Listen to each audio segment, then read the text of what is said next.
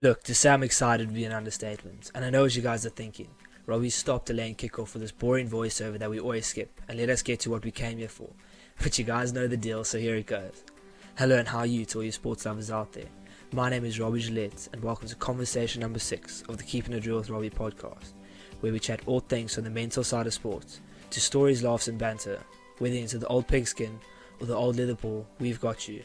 Today I'll be chatting to former Sharks and Springbok 8th man Ryan Kankowski about nicknames, Springbok call-ups and live post-rugby. John Smith, another good tackle by the hooker. Pienaar, Kankowski, Scott Berger outside him, not required.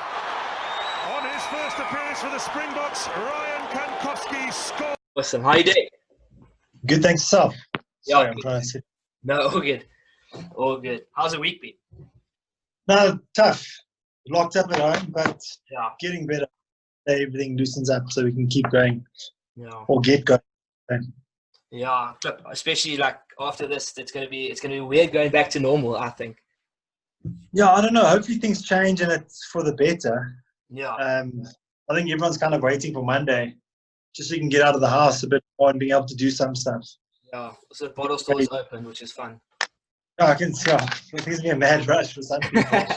Ryan, thanks so much for coming on. I always love doing these on Fridays just to end the week well and yeah, treat it as a win, talk a bit of nonsense, talk a bit of sport more importantly. So thanks so much for coming on. I mean, I guess the hot streak of guests on the podcast keeps continuing. I mean, Ryan Kankowski over 100 caps for the Sharks, 20 odd Springbok caps. So yeah, I'm very excited to chat and yeah.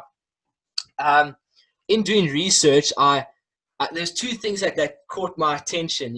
Just one was that your nickname is the Hoff, which is weird because I've also been calling me the Hoff. I don't know what it's. Someone must be wrong here. No, I'm joking. I'll put it to bed. I've been told I got a face for radio, so I think you take the cake on that one. That nickname started at the Sharks with Tobani Bobo. The one he was like, I don't know, he did something, man, and I obviously had a big mop of hair on my head, and he literally said, you know what, I remind him of Knight Rider. From this. Yeah. That's how it started, like the day. Then by the end of training, he was like the Hoff, David Hasselhoff, and then it stuck, it stuck around from then, and we went and did like a cool diving thing with the Springboks once. I think it was 2009. We did a cool diving event. I got there, and then the guy was like waiting. The whole squad was there, and he's like, Ryan, I've got something for you. And I was like, okay, cool. I rock up there, and it's a signed, like a T-shirt with David Hasselhoff's face. And it's a signed, a cool little signed picture, and it goes to the Hoff from the real Hoff, the Springboks rock. That's quite a cool story. Yeah. It's random, but cool. It's also not a bad nickname to have. I mean, like the rig on that guy is incredible as well. But yeah, anyway, let's not get into that. And then second of all, was you into pro gaming, or you were? So I have two questions on that. Why not Fortnite? And when are we going to join Fortnite so I can go pro as well? I mean, you'd have to carry me, but No. Gaming. I've always been into gaming since I can remember. Yeah. Yes, I'm trying to think. First-person shooters I was big into, like Modern Warfare back then, Modern Warfare 2. And while I was playing that quite a bit, I met a few guys from Dota. That sucked me up badly. I've been playing that like crazy, massive, thousands of hours I've been put into that in any free time. So it kind of helps with rugby because you'd be training flat out, you'd be tired, go home. You're not really doing anything. You switch off. And then back in. And I met obviously a lot of people in gaming, and then we ended up having a cool PUBG team. With Energy Esports, it was quite a fun thing. We did quite well. We won one or two fun like weekly comps, but we were always in like the top 5-ish. Top 7, I'd say, and we never took it seriously other than just 4 guys going out there to have some fun. So it was really cool. Chatting nonsense as well, I can imagine. Yeah, all the time. That's all we basically do. And then now the new one's Warzone. You got a bunch of friends. Are you on Warzone? Yeah. I can't get into it. I just, So it's really cool. So there's a bunch of guys. We just laugh at each other. Yeah. So it's been. I got the same.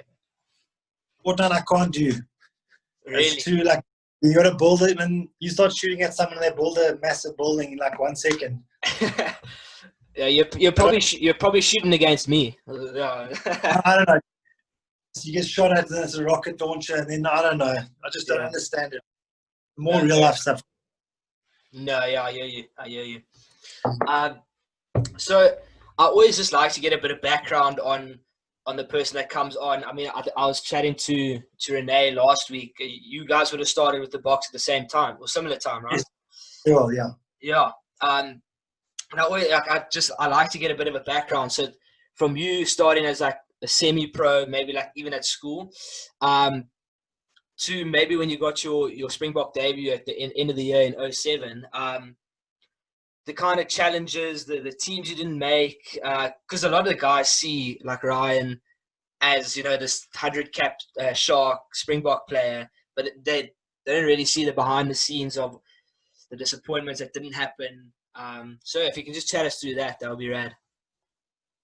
Well, schoolboy, I was quite fortunate. You know, I made the first team like in grade 10 at St Andrews. You know, I had 3 years with them. Was unbelievable. I think that kind of molded me in the type of player I was. You know, it was cool running rugby. So yeah, I absolutely. And then, obviously scouted into the Sharks Academy by Hans Skriber at Sicilian's Rugby Festival. Okay. And, you know, arrived there, you expect the world, but it's, you know, hard. There's so many players, you know, there's so many players that come in every year, and you try and tell the guys that. And, you know, I was fortunate where obviously I was selected then up to 19, and then there was no under 19 team. There was only under 20 that year. Okay. So I sat on the bench that year, you know, for the under 20 team, and then obviously you see the following year is going to be your year, you know. And then the following year they made it under 19, under 21. Oh, no. So, you know, like half on the bench that year again, you know, older boys. And then, you know, one or two guys at Sevens that said, listen, I got Charles Lowe. He was a Sevens. He was involved with Springbok Sevens back then. He said to me, listen, Ryan, you know, come try out. You know, maybe you'll make it. You know, come have some fun. Yeah. I'm going to make my emerging Springbok side, which is like the second team for the Sevens. You need to run a specific bleep. You know, and there are 2 of us, Nador, Koyana, or Chester, you know, at the Sharks. He's still there coaching. Yeah. I think the young boys. And out of all the guys there are 2 of us that actually made it, and it kind of gave us an end. Okay. Then you realize how hard the guys, you know, actually work in that setup. I've never trained as much as, like, it's actually sweating, dude. I promise you. I think about how hard Sevens training is. Yeah. It's unbelievable. And then I made some of the squads there in Fort Hour in an emerging side. And then obviously, I was at 2006 then, cheapest, going back a while.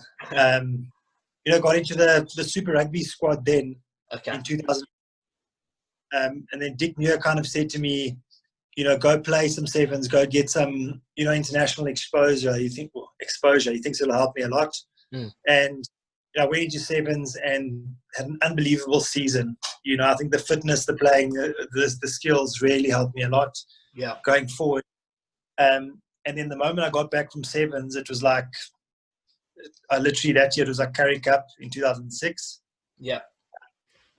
Super Rugby 2007, Springboks. It just, within a year, just all like fell into everything. place. It all fell into place. I was quite lucky, but, you know, there's a lot of work that goes in, you know, off the field. We trained during the day. I had a guy, Kevin Stevenson, he was a trainer. You know, in between training sessions, he was helping me with, like, fitness drills. No, like, you do fitness and then you end up doing more fitness because you can't get away from it. No, it's you can't really get away from it. You need it. You know, if you want to make it, you try and, like, I've seen so many guys that rock up, would rock up there at the Sharks Academy, and this is obviously once we've been through, and he's played SA Rugby. He thinks he's the man. You know, he represents the schools, and the next year, he rocks up there and he walks around the big shot, but he doesn't realize that there are 3 of them. You know, that have his year, same 3 Lucies that come in. The following year, there's another 3 Springbok Lucies that come in. Yeah. Following another 3 Springbok Lucies that come in. And like, what makes you different to those guys? You know, why? Why should a coach pick you instead of someone else? And there's so many guys that just completely fall away. Like, if you did the stats yourself, you'd see, I think the guys that play SN 19 or SN 21, there's maybe 3 of them that would actually make it from that squad. They all just disappear. Yeah. You know, it's crazy to see. There's a handful that actually make it through. So do you think that, like, that fitness is, so you obviously have to be exceptionally fit to play at that level, but do you think a lot of that has to do with, it's almost like a process to separate the guys who will make it and will carry on from the guys who won't? So, like, would it be like a filtering process almost? Yeah, I think it sees how hard you want it, you know. So I'll give you an example. So I went to the Lions like 2 years ago. And then, like, Cash, he's a coach there now for Super Rugby. He'd put you on a rower and you'd say, cool, I want you to row for 30 minutes and I want you to go all 3 kilometers and I want you to go as quick as possible. Yeah. 3 go. So I was like, I hadn't trained in like 6 months. I was like, literally rocked up there, thought it was me, you know, just cruising into it. He just puts me on and he checks. So I can't remember it was like 10.5 minutes or 11 minutes I did it in. Yeah. And he was like, okay. So I said, what time was I meant to hit? So he's like, no, he's not really worried about the time. He just wanted to see if, when he said I must go harder, if I do this, you know, he just wanted to see attitude. And then half the time there are a few drills. They don't care if you finish it or not. Well, I wouldn't say finish. They don't care how long it takes you to do a lot of things. It's more about to see if you've actually got, like, effort. You know, they don't care if you're the last guy who finished running around the track. Yeah. They want to see you're trying your hardest. And then they'll be like, okay, cool. When the guy gets stuck, this guy, he'll put his hand up and he'll try his hardest. Even if he's got to flipping crawl to the finish line, you can see it. Often guys will pull out, he's got a hammy, he's got something this. Shin splint. Mine is always shin splints. Yeah, exactly. There's always something. Yeah. You know, then it's funny how the coaches have kind of changed. You know, they put a few little testers in there to kind of see the guys' attitudes. Yeah. And they fill quickly. Yeah. So, you know, as I just said, you know, I was very fortunate that I had some guys that helped me out along the way, and things fell into place. You know, Dick Muir came along at the right time in my career and said, Ryan, you know, have a go. I want you to have fun. Yeah. Whatever you do, I don't care what you do on the rugby field. He basically said to me, he spoke to me once before a game, and that's all he said. I don't care what you do, as long as you do it 100%. Yeah. If you don't back yourself, then I'm going to be angry with you. But give it a go, have a shot, and you know, it's the best thing you probably could have said, because I did within obviously the game plan and stuff, but you just went and had fun, and you know, it worked for our team. Like the shackles come off almost, and you just it's like, you know, he backs you 100%. If someone tells you, listen, I don't care what happens, just back yourself and go out there and have some fun. Yeah. You know, instead of putting you in a little box and say you can only do X, Y, and Z. I think certain players might need it. You know, that bit of structure, but you know, with me it was the best. Like, Dick was really good at getting the best out of, you know, every player, and you know, I think a lot of us were very fortunate he came along in our careers at the right time. Okay, awesome. The first half, the line out for the first one in the second half is an intercept, and this is going to be a try to Kankowski. Easy as you like. Well, he's an outstanding player, and that. I think it's 7 questions. So if I could just shoot on those, that'll be lacquer. So who's the toughest guy you've ever played against? Toughest, like as an opposition, or would you say like a player probably, or as an 8th man? No, just opposition in general. Someone who's just been like, oh, that he's hard, like he unforgiving. You know, as an 8, it was always tough. You know, a guy like Phil War, an open side for the Waratahs, like really made my life.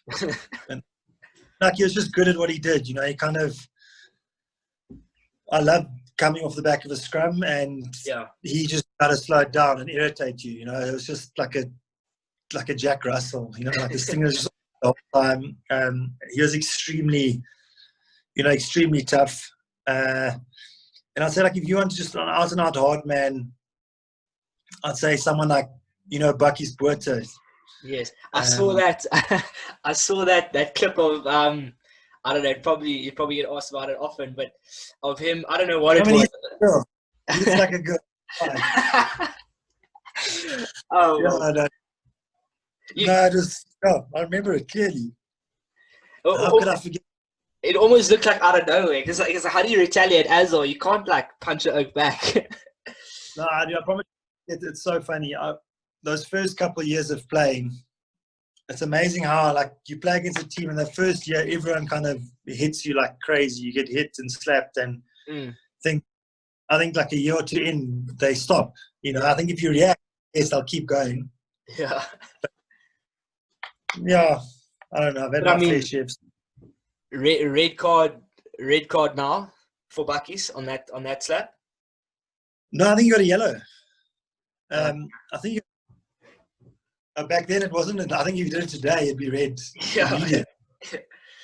Banned for 4 weeks. Yeah. So you say you've been slapped quite a few times. Where does that rank? Oh, that's probably number 1. I'll say that's number 1. Okay. Yeah. And then who is the player's player? So everyone likes him, likable guy, fans like him.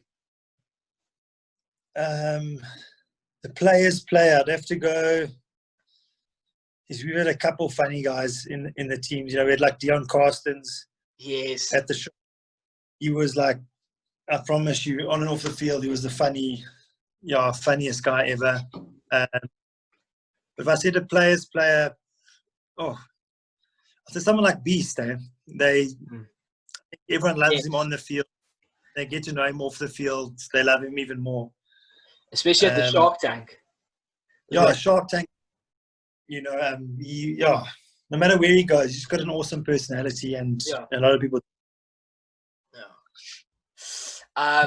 Who is the hard worker? So someone who like really stood out to you, where you were like, that guy's got an unreal engine on him. An engine. You know,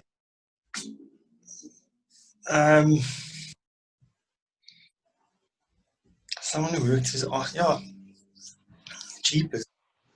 A lot of players that actually, if I just go back to the Sharks, a guy like there's someone like Jock Buertis maybe, like an unsung hero, you know. Veteran with that red. He used to, I promise you, Mr. Professional off the field, always doing his rehab. He was like, you know, if there's anything extra, that extra 1% that needed to be done, he's doing it. He was the first guy doing it, you know.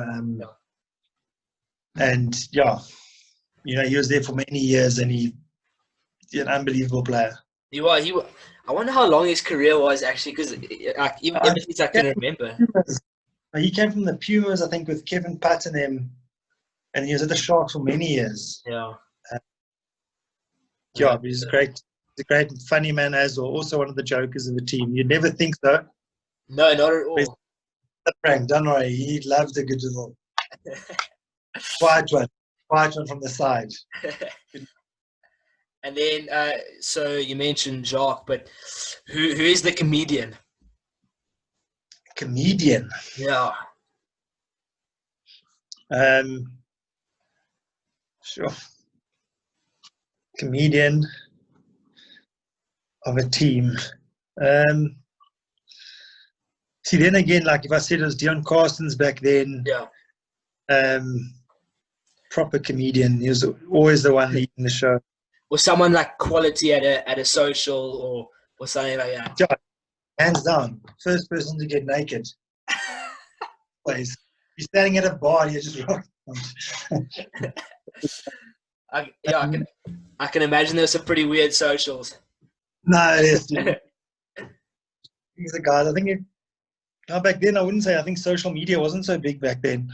Yeah. I think it was starting. But funny comedian. You know, there are a lot of guys. Like JP Peterson was always up to something. But a lot of them. It must be. Also, It must be pretty tough to pick one out of a squad, because I mean rugby it's not it's like, I feel like the team environment, it's an environment where it's like you're gonna have a lot of banter, you're gonna have a lot of banter thrown at you. So I mean, yeah, it must be pretty tough to pick just one.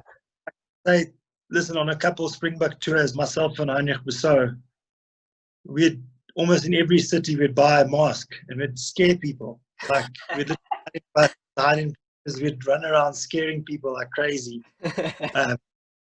We scared Adrian Strauss once, where I literally prayed. I thought, okay, you know what, he's gonna knock me out right now. And he just giving me a hug, saying thank you. He thought it like his life. You know, so we had so many cool memories. From many different teams, you know, and players change the whole time, so quite hard to pinpoint. Yeah. And then who's on aux? So like in a team bus at a social, who's playing the music? At the Sharks, it was always me. You know, I was one getting a couple. You know, we'd get a couple cool mixes going, and I remember I still got the little iPod somewhere. iPod Shuffle or something. It was like a little square one. It was like we had little 5 gig. I'll never forget. It was a little thing, and yeah, it's a little black and silver one. You used to plug it in and go. You know, at the Sharks. So what would have been on the mix? Oh, jeepers! There's a lot of random. A lot of throwback. A lot of housey mixed ones. Nothing too serious. You know, you had an odd request for Al Pacino's speech. You know, you'd often have a go-to motivational song in there, and you know, you try and get 1 or 2 players that always contribute 1 or 2 songs to a list. You know, and okay. Oh, this is mainly a bit of house. I'd say a bit of dance, kind of to get the guys going. Yeah. And then who is the hot stepper? So not stepping, but like dance floor. I mean, just dance floor. Yeah. That's see. JP again was a proper dancer. He can dance really well. Were there any guys that weren't good, but were always like first on the dance floor? Dale Chadwick. Dale Chadwick. He thought he could dance. He probably still thinks he can dance, and he thinks he's a machine. He has no clue. Absolutely no clue to dance. And then who was fined the most? Fined the most. Without throwing anyone under the bus. Well, fined. What do you find? Because you know, a lot of the time, you're fined for doing something wrong. Yeah. Then you get fined because he's just, I wouldn't say an idiot, but he's doing something wrong. It'll be Mark Steele, our trainer. Okay. Because we pick you afterwards, and he was always the first guy to get thrown into the bus, and then everyone just jumped the bandwagon, you know, so he really got it hard. Yeah. You know, and in the team environment, I think it depends on which year. You know, like Percy Montgomery would always be thrown into the bus. He had a little bus in the middle because he struggled to down.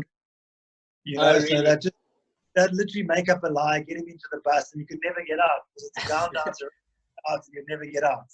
Yeah. So, yeah, there's a lot of.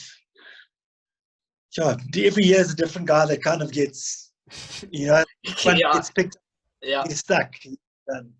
And once you picked on, it's like you're in a rut. No, it doesn't matter. It doesn't end well.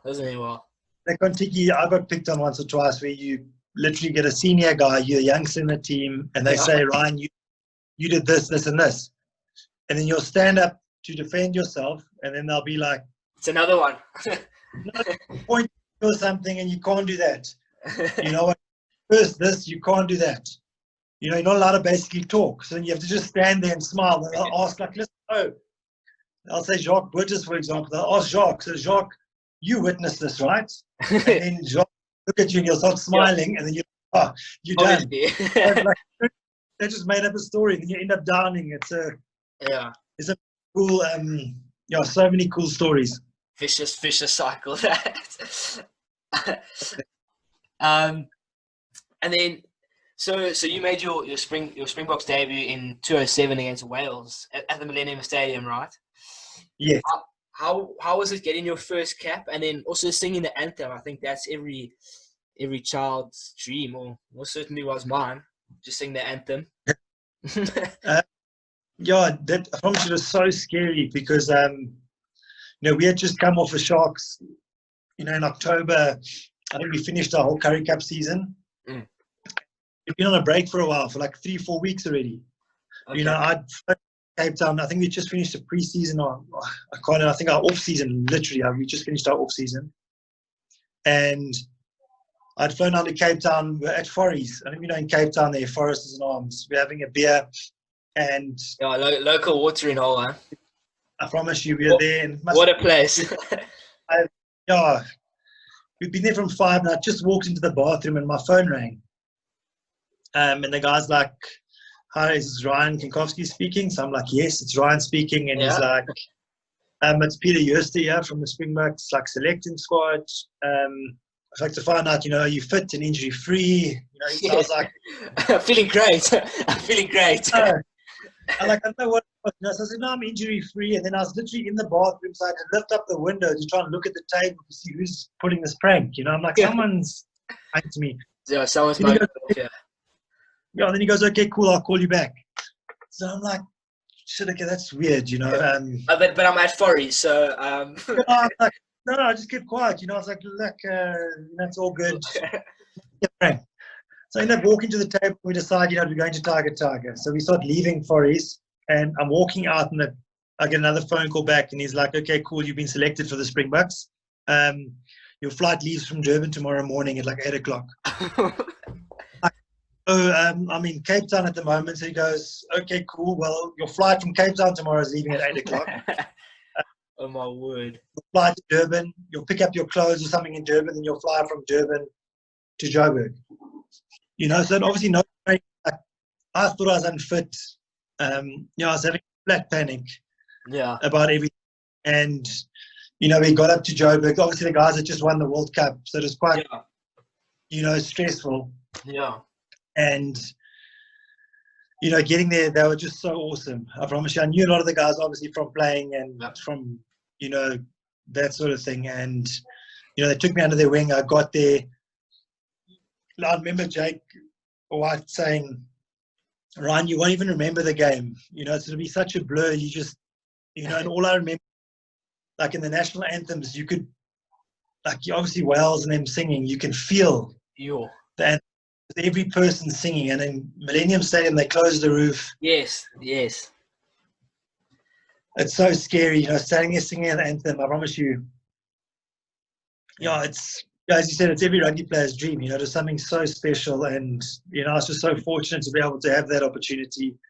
Especially with that bunch of players. It's an unbelievable bunch, and lucky.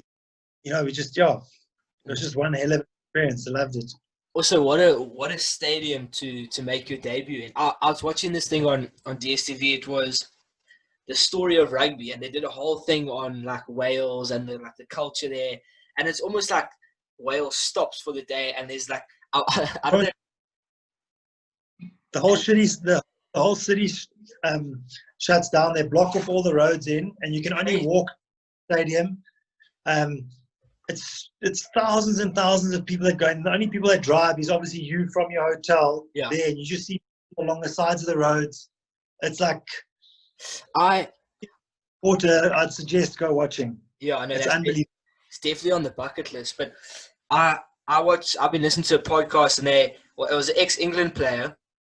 So obviously the rivals are a little bit different in Wales and England and Wales and South Africa. But he had an experience where like the fan like almost headbutted the bus or whatever. Did you have any like weird fan experiences there? Like just crazy, like thinking like what's this guy doing? No, not that I can remember offhand. It's because then like you just won the World Cup, so there's more. People just done. Yeah. It's just crazy noise. It's all I can remember is just singing. And it's like, well, I don't know, I think it's like 80 or 90,000 people and everyone singing. So like half the guys, like the guys sing, but the stadium's a bit bigger, and Yeah. It's not quite the same. But there it was unbelievable. Like it's just, you went, like you go to coffee shops or wherever you go, it's just fans everywhere, and it was an unbelievable experience. And then, so what was the camp like post World Cup? So obviously you guys have just won. What was it like coming into that camp? Because obviously pretty relevant now of us winning. So what was it like in the camp? Was it rebuilding, or was it obviously not rebuilding, but was it business as usual, or was it difference? Yeah, I think they were all like on a cloud. They literally just done. They're the best team in the world. Yeah. You came off there, and in not an arrogant way, but you could feel the confidence. You could, everyone. There's obviously the week I'd say before I wouldn't say it was relaxed, but everyone knew they were the best. Yeah. You're going into the game. Every training session you train like crazy. Like you're taking it easy, but then in between you could see the guys. Like, it was just so professional, to come in there and just see how everyone did it. Yeah. Guys were so experienced in what they did. It was so nice to learn from them, and see how they handled everything. And, when it came to game day, everyone has their thing. They switched on. I think we won like 30-something points, or 28, 30 points. Just crazy. Like, it was just phenomenal. Proper. And then, what was it like being involved in the Lions tour, or the tour of Lions coming to South Africa? And so it was a home tour for us, or they toured here. Sorry, and then a sea of red at the stadiums, like almost an away support at a home game. And then it's also because of lockdown. Obviously, it's been a lot on SuperSport. That looked like the most tough, like aggressive game 3 games of rugby I've ever seen. It was like, if you think about it, like you play against every country, they've got 15 of the best players, in the world. They're really brilliant. Every level up from Currie Cup to Super Rugby, there's a level of, every guy that's playing is the best in his position. Yeah. When you go against the British and Irish Lions, combining. It's the best of England, plus the best of Scotland, plus the best of Wales, plus the best of Ireland. So you've got 4 or 5 players in every position that could be the best in the world, in their world class. So it's so crazy. And I was so fortunate to be a part of it. Like the supporters, no matter where you went, like in Durban, I remember walking on the streets. There's just singing coming out of every pub, every restaurant. I think it's like 400 or 500,000 people came into the country. Jeez. Or something. Something crazy, the numbers over that time. Like crazy. Even going to like a club afterwards where it's just packed of British and Irish Lions supporters. And it's their singing, man. It's like that happy, they just... Yeah, I know, that quality. Yeah, it's such a vibe. It was a once-in-a-lifetime opportunity. I'm just so happy that I actually did get to do it. Yeah. And then, so I've read quite a lot that 2008 seemed to be the year that it was like your like breakthrough year. Do you kind of agree with that? And yeah. And if so, what made it a breakthrough year? Like what changed? I don't know. It's my first year, kind of. Well, 2007 was actually my breakthrough. The year I came through. Yeah. 2000, the second year. I don't know. I wouldn't be able to tell you. I think our Sharks team, we were just, 2007. I think was our first year together. And in 2008, we kind of just built on what we had the year before. Obviously losing in the Super Rugby final in 2007, and in 2000, yeah. Talk about demons, huh? Massive demons. And then 2008, it was just so much fun. I can remember, like, as a team, everything worked. On and off the field, we had such a great, like, everyone there was like family. Did everything together. So I think that's what made it really special. Is on and off the field, the guys were actually friends. You did everything. So it was great. Connection. Yeah, it was nice. It was great.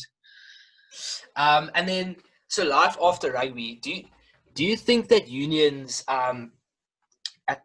back then and still now do enough to ensure like a smooth transition to retirement? And then have you also found like a big adjustment you aren't retired, are you? Or have you officially announced retirement?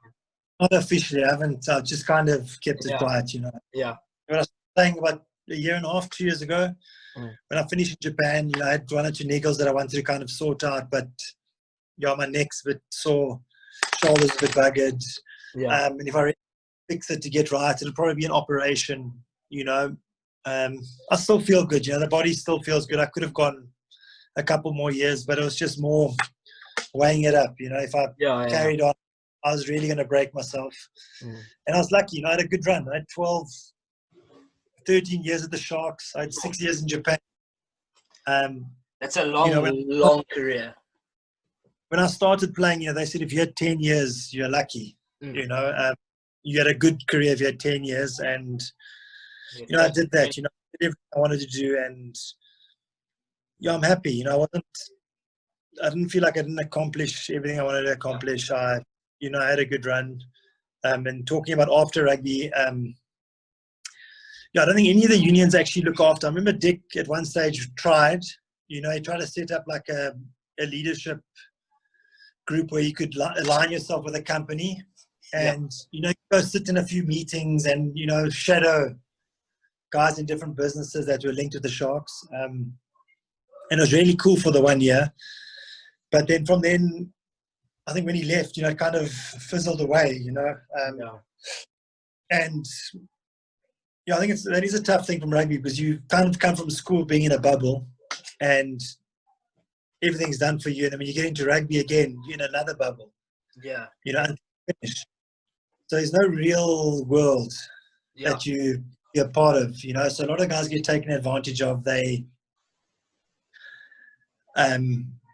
buy crazy things and they don't realize that, everything you make in that short period of time has to carry you on going forward. Yeah. And I was fortunate. I had, 1 or 2 guys like Warren Brits and then back then they kind of, told us to or told me to look into the future, be aware of certain things. It was one of the things I always stressed about. And, from before I went to Japan, I started kind of planning a few things, trying to make sure that once I'm done, there's a steady flow of money kind of coming in and I don't have to stress, panic and stuff. So unfortunately, things have worked. I got into a couple properties and we did some developments and at the moment it's been, touch wood, it's been good, even through this whole COVID craziness. And then, cherry on top, I ended up marrying a CA. So it's time for her to shine. I had my time. I'm handing the baton over to her, so I'm going to sit on her back for a while. There we go. So guys, unfortunately, that is game, set and match for conversation number 6. And I just wanted to take this opportunity to say that I can't thank you guys enough for the support you have given me over the first 6 conversations. And I hope I haven't bored you completely. Next week, I have an awesome guest planned and I can't wait to share it with you. Have an awesome rest of your weekend and an even better week of level 3 lockdown.